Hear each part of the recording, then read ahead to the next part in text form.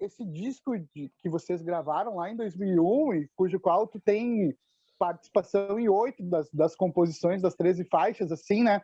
Vocês imaginavam o que ele ia significar para uma geração? Porque, por exemplo, assim, tem várias gerações, até mesmo do Rio Grande do Sul, que foram atrás de bandas como Beatles, Stones, Frank Zappa, The Who. Inclusive, eu tenho o símbolo mod tatuado no braço, muito culpa da influência que eu tive de vocês, assim, de ouvir vocês. Vocês tinham essa noção de que, quando vocês estavam gravando lá o disco, de que ele poderia repercutir a ponto da galera começar a buscar as influências de vocês nesse álbum? Cara, o lance é que a gente botou muita energia nesse disco, né?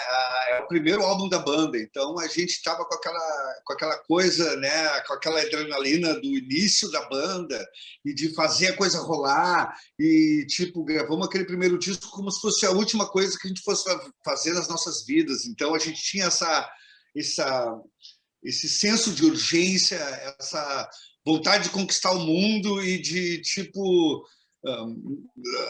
por favor, nos tirem daqui, por favor, notem que a gente existe, por favor. Quando a gente gravou o disco, a gente não tinha feito nenhuma excursão ainda, a gente fazia uns shows por Porto Alegre ali, quebrando as coisas, mas ao mesmo tempo tinha essa coisa de já ter aquelas canções ali, e um repertório próprio, em um ano de banda, né? A gente começou a banda em 99, o disco é de 2001, esse ano vai fazer 20 anos, né, do lançamento do disco. O que eu posso te dizer é que a gente botou muita energia, e eu acho que essa energia concentrada que a gente botou nesse disco aí, ela era como uma bomba relógio prestes a explodir, assim, quando o disco saísse e quando as pessoas ouvissem e entendessem qual era a nossa proposta, né? Que era de muita diversão e de muita... A mensagem da banda era isso, né? Vamos se divertir e foda-se, saca? E vamos também fazer uma coisa daqui para frente com as influências lá de trás, sabe? Então, essa que era a ideia, assim, sabe? Tipo, era muita energia concentrada. Então, não que a gente imaginasse, mas a gente meio que trabalhou para essa parada toda que aconteceu com o disco rolar, assim, né? Logo que saiu, foi aquela emoção, né? De, porra, temos um disco, né? Enfim, foi um período muito, muito bacana para a banda, assim, sabe? E Gross, tu é um cara que tu assina a maioria das composições desse álbum. A gente queria saber, assim, primeiro, como é que foi o processo de composição dessas músicas que compõem esse primeiro álbum e esse primeiro repertório da banda autoral, e se quando vocês estavam trabalhando nesse álbum, vocês tinham a noção de que ele seria tão importante para o rock gaúcho como ele acabou se tornando? Cara, eu escrevi a maioria das composições na loja de instrumentos musicais que eu trabalhava. Na época o Beto trabalhava junto comigo, né? Eu pegava ali uma guitarrinha lá na Good Music, na Coronel Vicente. Coincidentemente, na frente de onde eu morava quando eu nasci, eu morava na Coronel Vicente quando eu nasci, em 1973, fiquei ali até 1978, por aí. Então, ali eu escrevia atrás dos cartões de orçamento, ali no cartãozinho da loja que a gente dava orçamento, eu escrevia a letra das canções e pegava uma guitarrinha ali, e as canções eram meio baseadas no Noite à Noite, né? Eu tinha um gravador de 4 canais, que tinha o Fostex, né? Eu tinha o Beto ali, que logo que eu fazia música, ele trabalhava junto, ele dizia, fiz essa música aqui, aquele, vamos tocar. Daí a gente já saía da loja, já ia para o ensaio da banda, já testava aquela música nova com os guris ali. Então, meio que a minha parte das músicas foram feitas dessa maneira, né? O Bocudo chegava ali para almoçar com a gente, trabalhava na loja da frente, que vendia televisão, vendia aparelho de som. Fiz essa balada aqui, eu sei que experiência. Eu digo, não, isso aqui vamos acelerar e não sei o quê. Eu já ia de noite para o ensaio com aquela música ali já para fazer um arranjo, coisa e tal, né? Então, meio que o repertório do disco foi feito meio que por ali, assim, saca? Não tem como baixar esse barulhinho aí. E é isso. Tem um camarada meu aqui com barulhinho. E essa que foi a parada. As músicas foram... A gente ensaiava na Fan House, eu trabalhava na Coronel Vicente, o Bocudo trabalhava na frente, o Beto trabalhava comigo, e o Boizinho estava sempre ali mosqueando. Então, meio que eu fazia música de manhã, de tarde mostrava pro Beto, de noite nós ia pro ensaio e tocava ela, saca? As primeiras eu acho que foram... E tinha algumas que eu fazia em casa, no meu gravadorzinho, 4 canais, no Fostex, e chegava no outro dia com a fitinha lá e já mostrava para os guris, sabe? A minha primeira música que eu fiz foi Lunático, né? Eu me lembro dos primeiros shows da banda. O primeiro show da banda, a primeira música da banda foi Debaixo do Chapéu. O Beto sou ali, eu ajudei a terminar, fizemos uma demo, a primeira música que a banda tocava, né? Depois eu me lembro que eu fiz Charlotte Grapevine, veio em seguida. Daí eu fiz Lily. Charlotte Grapevine era a respeito de um cartazinho que eu tinha feito com uma amiga minha, que iam ter todas aquelas coisas que falam na música, ter no cartaz. Mais ou menos como o Diolano fez o Bang from the Mr. Kite. Ele viu as atrações que iam ter num cartaz, num circo. Eu meio que inventei o cartaz para tirar os personagens, as coisas que iam ter na festa da minha amiga, e botei na música. E daí... E é isso, aquelas canções foram sendo feitas, ensaiadas no mesmo dia, assim, era uma coisa meio urgente, né? Muito massa, assim. Lá na Barros, lá vocês aprontavam várias lá naquela casa lá, né? Tem várias histórias A Fan House é um capítulo à parte, né, da nossa história e da história da cultura da cidade de Porto Alegre, né? A gente, poxa, não tinha lugar para tocar em Porto Alegre, a gente alugou um casarão, nós morava lá, dormia lá, ensaiava lá, gravava lá, fazia capa dos discos lá, gravava os clipes lá, ainda fazia as festas onde a gente tocava. E ainda tomava tipo, do it yourself. Ia comer X do bambus depois. Fiado, né? Claro.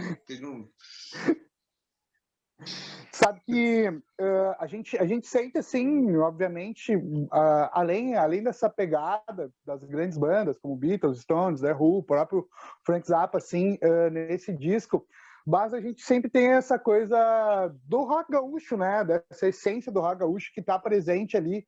Tu foste baterista do Júpiter Maçã, esse período foi antes da Cachorro Grande, e tu acha que isso também teve influência tanto na tua composição, nessa tua convivência, quanto na gravação do disco, Marcelo?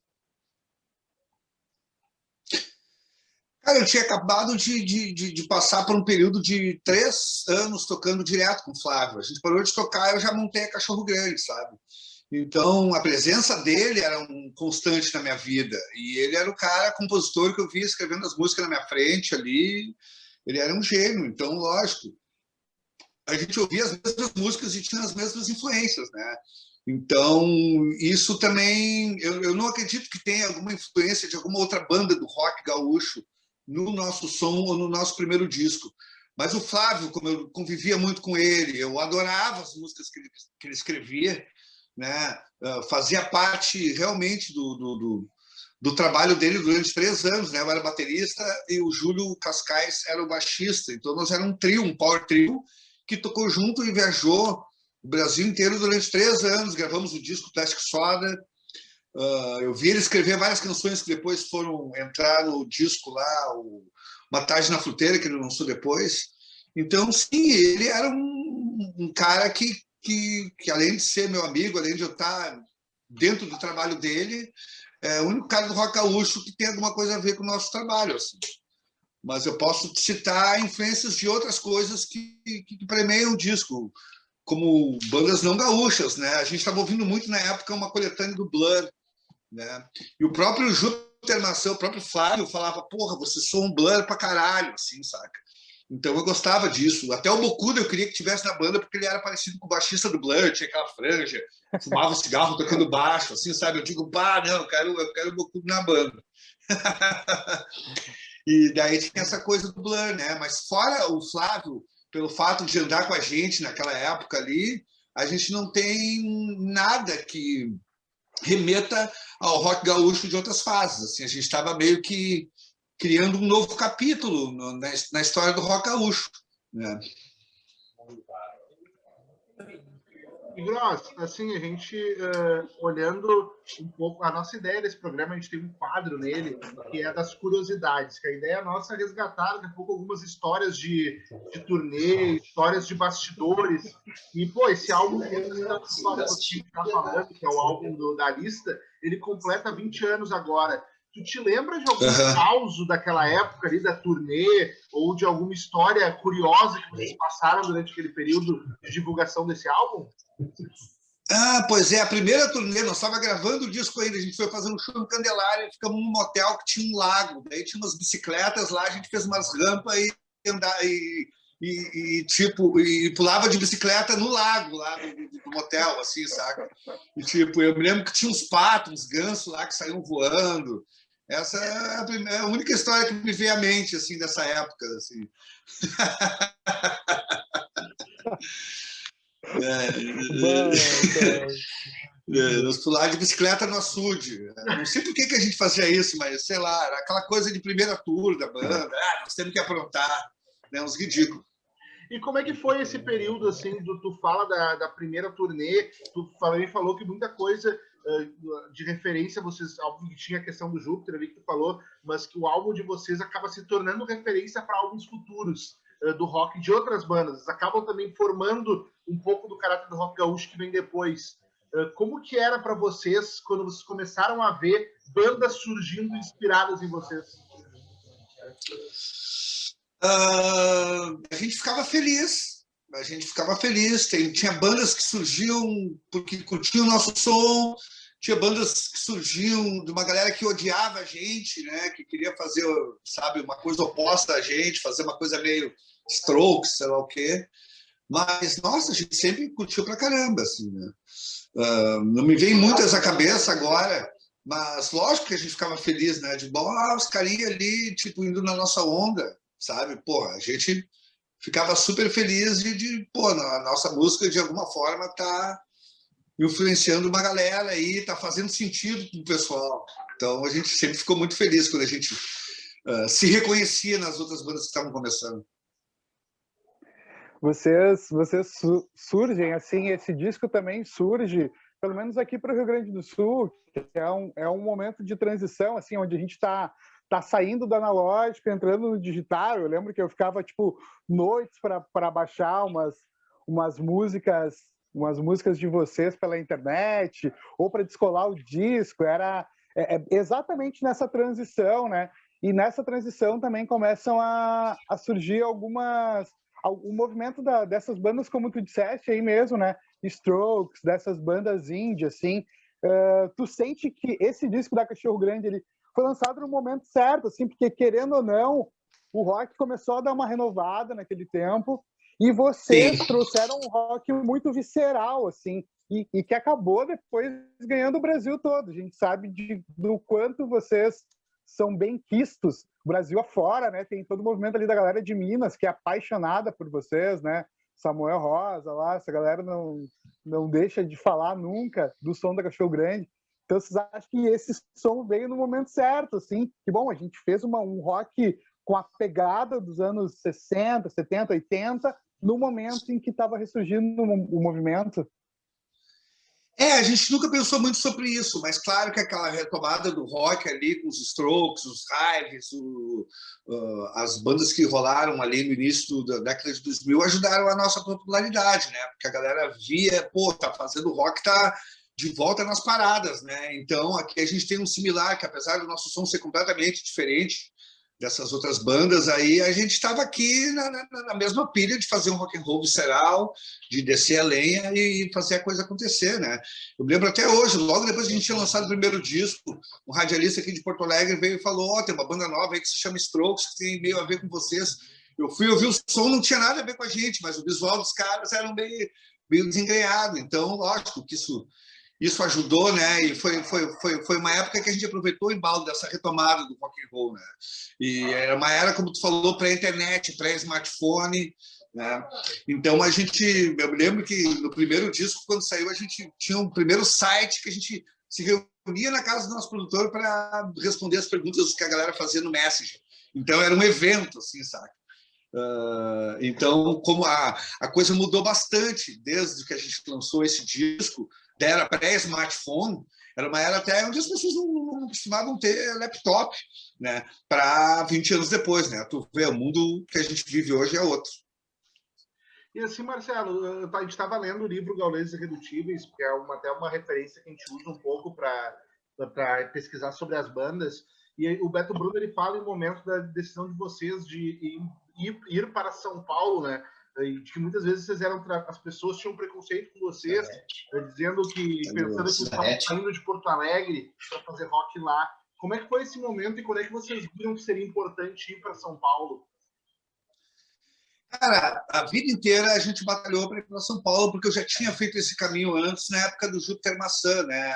Com o Júpiter, em 1997, 98, a gente foi para lá fazer uns shows e viu que lá estava melhor para malandro do que aqui. Alugamos um apartamento no centro de São Paulo e a gente já tinha feito toda uma história lá e eu sabia o que rolava lá, o quanto de coisa tinha lá a mais do que aqui no Rio Grande do Sul, né? Aqui no Rio Grande do Sul é uma coisa que anda em círculos, né? Uma coisa meio turnaround, assim, o cara não consegue alçar voos maiores, né? De um determinado limite que se tem.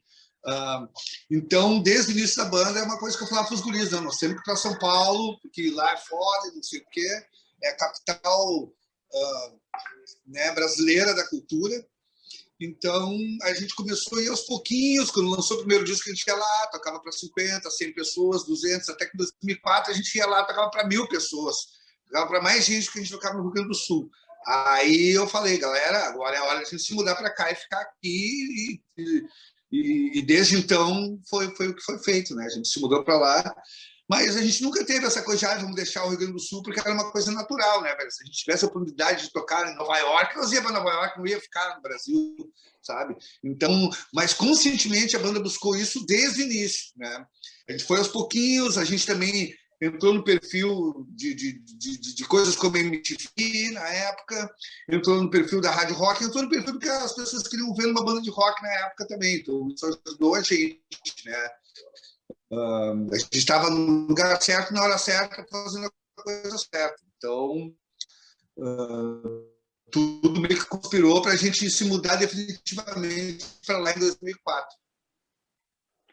Pô, que bom que essa mudança foi gradativa, sim, porque deu a oportunidade a gente assistir vocês em vários shows aqui, em festivais de banda e tal. Eu lembro até hoje, os festivais da Ipanema, que aconteciam direto, assim, de ouvir Sex Experience, da galera enlouquecida lá no Anfiteatro Pôr do Sol.